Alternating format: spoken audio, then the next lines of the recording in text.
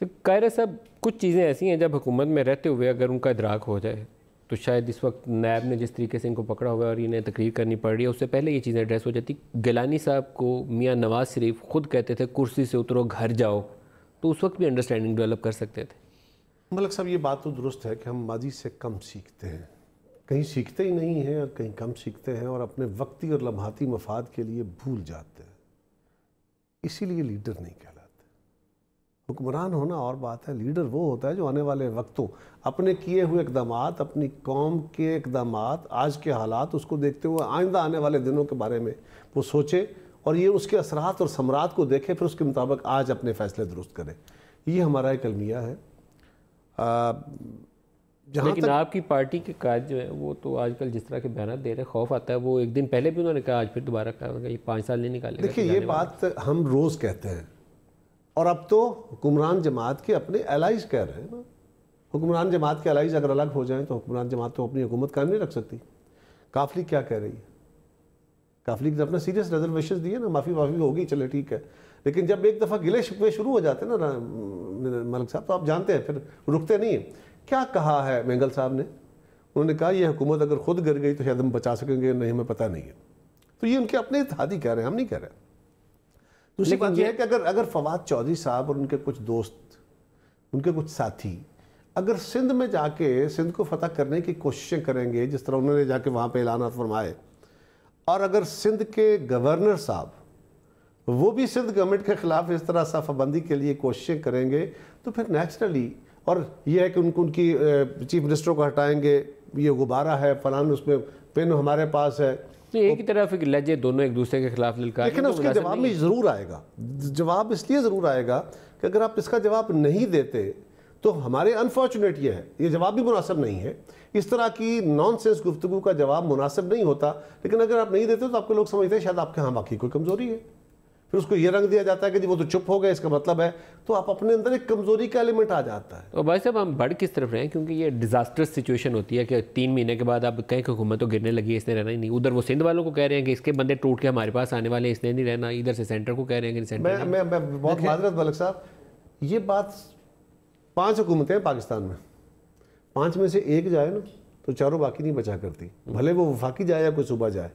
یہ بات گورنمنٹ کو بھی سمجھ آنی چاہیے, یہ بات ہمیں بھی سمجھ آنی چاہیے. ہمیں سمجھ تھوڑی ہم نے بہت مارے کھائی ہوئی ہیں, اس لیے ہمیں تھوڑی سمجھ ہے. ان کو نہیں آ رہی, ان کو جتنی جلدی سمجھ آ جائے بہتر. ان کے سینئر ایلیمنٹ اسی کا ذکر کر رہے ہیں. Sorry sir. دیکھیں جی, اس میں کوئی شک نہیں. جب الیکشن کے رزلٹ آئے, سخت ریزرویشن کے باوجود ہم سارے اس لیے چلے گئے تھے کہ ہم چاہتے تھے کہ پارلیمان چلے یا حکومتیں چلیں. ہمارے ضرور اس الیکشن کے اوپر بہت ریزرویشن ہے کہ ہم نہیں چاہتے تھے کہ جمہوری تسلسل جو ہے وہ برقرار نہ رہے. یہ اب ذمہ داری حکومت کی تھی. میں سمجھتا ہوں کہ یہ بہت ہی بدقسمت حکومت ہوگی کہ جو حالات انہوں نے اپنے لیے پیدا کر لیے, ورنہ ان کے لیے اپوزیشن بھی کہہ رہی تھی کہ ہم ان کو کہتے ہیں کہ یہ حکومت اپنے ٹائم پوری آگے جائے. اب دیکھنا یہ ندیم ملک صاحب کہ جب آپ ڈرائیونگ سیٹ پہ بیٹھے ہوتے ہیں, جب ملک کے آپ پرائم منسٹر ہوتے ہیں, آپ کی کیبنٹ ہوتی ہے, ہمیں آپ گالی دیں یا آپ ضرور کرپشن کے اوپر, ہم نہیں کہتے کہ کرپشن کے اوپر معافی ملنی چاہیے, اور میں یہ بھی نہیں کہتا کہ کبھی شاید کرپشن نہیں ہوئی ہے, لیکن ہم کہتے ہیں کہ جب آپ حکومت میں ہوتے ہیں تو اس وقت آپ کو للکارنا نہیں چاہیے. آپ ایکشن لیں, ہم میں سے سب سے زیادہ مسلم لیگ کے اوپر لیں, جو لوگ انوالو میں انہیں سزائے مو دیں, لیکن اس ملک کی اکانومی کو آپ لے کے کہاں جا رہے ہیں. آج ابھی آپ نے جو ڈیولوشن کے اوپر آپ نے جو باتیں ڈیویلیویشن کے اوپر زیرو امپیکٹ ہے. اور میں آج آپ کو بتاؤں کہ میں ایبٹ آباد میں گیا ہوا تھا, ان کی حکومت کے خلاف پہلی دفعہ لوگوں نے رات کو جلوس وہاں نکالے ہوئے ہیں. اتنی سردی کے باوجود پورا ہزارہ ڈویژن جو ہے وہ محروم ہے گیس سے بھی اور بجلی سے بھی. اور یہ گیس سے کیوں محروم ہے کہ یہ ٹائم پہ صرف وہ انہیں جو آرڈر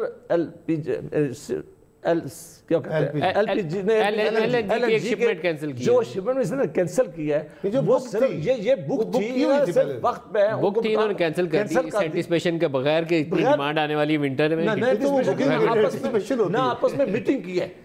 ہم انہیں کیا کہہ رہے ہیں کہ آپ نے جو وعدے کیے تھے وہ آپ پورے نہیں کر سکے. ڈالر کہاں پہنچ گیا ہے, مہنگائی کہاں ہو گئی ہے, پاکستان کے حالات کدھر جا رہے ہیں. آج پاکستان کا بزنس مین اتنا پریشان ہے کہ اس پاکستان کے اندر ایک لفظ میں کہہ دوں, ڈالر کی جو سزا ہے نا سب کو ملنے والی. ڈالر کی ڈیویلیوشن شروع کی تھی مفتاح اسماعیل صاحب نے, جب ڈار صاحب ہٹائے گئے تو لگا کہ یہ بالکل ان نیچرل وے میں فکس کیا ہوا تھا, اس کو نیچے کریں. پھر کیا کیئر ٹیکرز نے, انہوں نے بھی تیزی سے کیا. پھر کیا کیئر ٹیکرز نے, پھر کیئر ٹیکرز کے بعد کوئی کیا اچھا پی ٹی نتیجہ آئی کی نہیں نکلا۔ حکومت نے 100 سے ہم 140 پہ آ گئے ہیں 6 مہینوں میں کے جو اندر۔ بات ڈیزاسٹر ہے، رزلٹ زیرو ہے۔ میں یہ کہتا ہوں کہ جو یہ ہمیں چور اور کرپٹ اور تانے دیتے ہیں، جہاں چیزیں ہم چھوڑ گئے تھے اس سے زیادہ تو ان کو نہیں گرانی چاہیے تھی نا۔ یہ ایک اچھی جو ٹیم آئی تھی جو مدینہ کی ریاست قائم کرنے آئی تھی، ملک صاحب کی بھی اگر 1 ہفتے یا 10 دن کے اندر انہوں نے فیصلہ نہ کیا کہ IMF کے پاس نہ کیا، یہ بہت انہوں نے ڈیلے کر دیا۔ انہیں پہلے دن یہ معاملہ کرنا چاہیے تھا۔